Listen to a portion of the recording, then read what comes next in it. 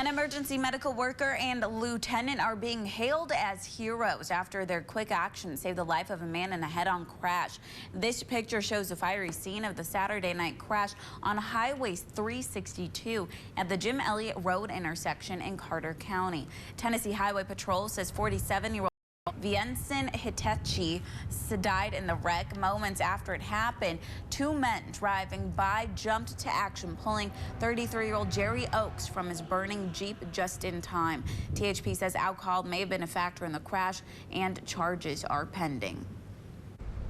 A nomination for a now empty seat in the Supreme Court could come next week. Associate U.S. Supreme Court Justice Antonin Scalia died over the weekend in Texas. Monday, a White House spokesman said the president will reveal his nomination for Scalia's spot next week. Republicans in the Senate are opposed to the action, saying they want to wait for a new president to take office before filling the vacancy. Former President George W. Bush was on hand Monday night to help his brother Jeb win over voters in South Carolina. So please welcome a serious and thoughtful candidate, a good man, a man I am proud to call my big little brother, Jeb Bush. This is the first time former President Bush has campaigned for Jeb during the race. This comes just days before the Republican caucuses in South Carolina on Saturday. A family justice center could be coming to the Tri-Cities. The facility would be used to help victims of domestic violence, sexual assault, and abuse. It was a hot-button issue as city and county leaders met inside Freedom Hall last night. The state issued a $240,000 grant for the project. Now Johnson City and Washington County leaders are trying to decide on a location. Johnson City Police would be the main authority to look over the center.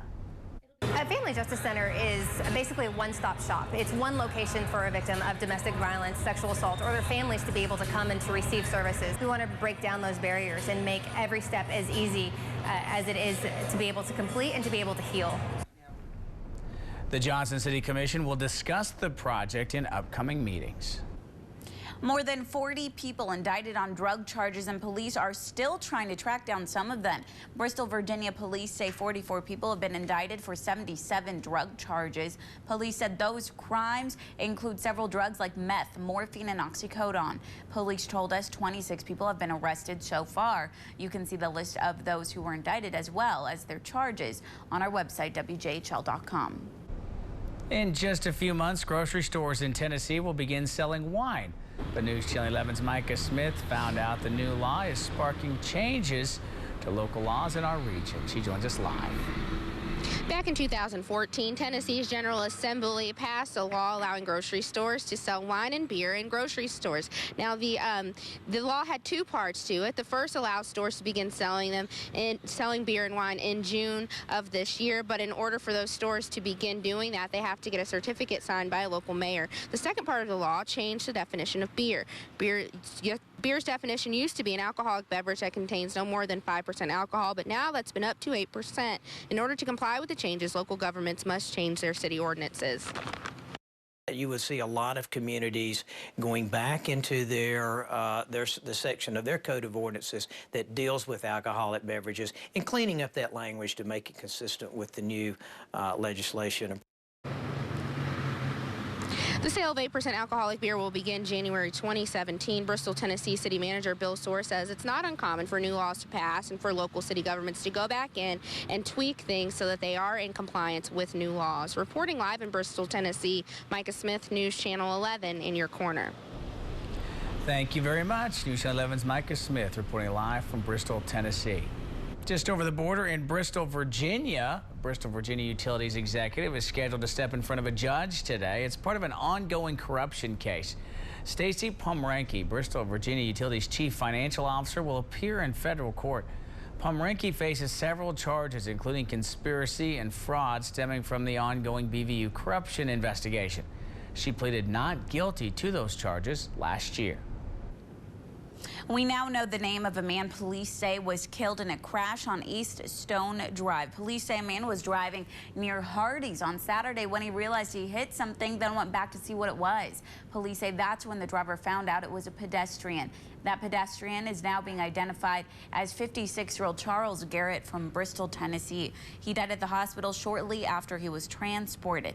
Officers retrieved a sample of the driver's blood for an alcohol exam. Police have also identified a woman who was found dead inside a Bristol apartment over the weekend. Bristol, Virginia police say 64-year-old Ramona Simmons was found dead in her home on Sunday. A co-worker requested a welfare check at the Downtown Plaza Apartments on Newton Street because Simmons had not shown up to work since Thursday. Investigators say they found an upstairs window had a small hole broken out of it. That's one reason why they believe Simmons' death to be suspicious. Officers are now waiting on medical examiners to determine the cause of death. A family is mourning the loss of a beloved husband and father this morning after he was killed in a massive pileup over the weekend in Pennsylvania. Officials say snow and ice are being blamed for the wreck. More than 60 cars crashed and 3 people died as a result. 67-year-old Dean Kinnick of Washington County, Tennessee, was driving back from a trip to New York when the crash happened. Family members say the hardest part is knowing he was just months away from retiring after a lifelong career as a truck driver. We would go take a vacation the first week of March, and we would go take a break. I just always thought he'd come home every time he left. So, but this time he didn't. Family members tell us Dean Kinnick's body is still undergoing an autopsy. Once that's finished, he will be brought back to Tennessee so he can be laid to rest. Now, Storm Team 11 meteorologist Jeremy Eisenzoff. Well, roads are wet here. We are cooling off a little bit, but no real big threat of any snow or ice in the Tri-Cities. 37 degrees now. Still a strong westerly wind coming in, giving us a wind chill now of 28. So breezy and turning cooler.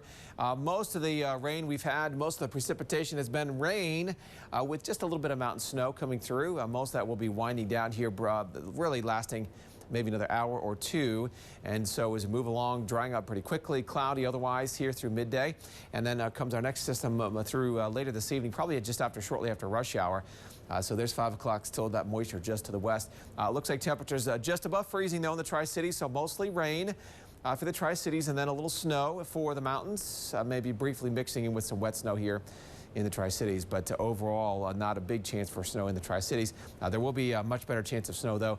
Winter weather advisories for the mountains tonight. So more snow coming in for the mountains tonight. Otherwise, looking at some cloudy conditions today and tomorrow. And then Mr. Sunshine comes out Thursday, brighter by the end of the week. Yeah, looking forward to it. All right. Thanks, Jeremy. Can't get to Friday fast enough. Have a great day.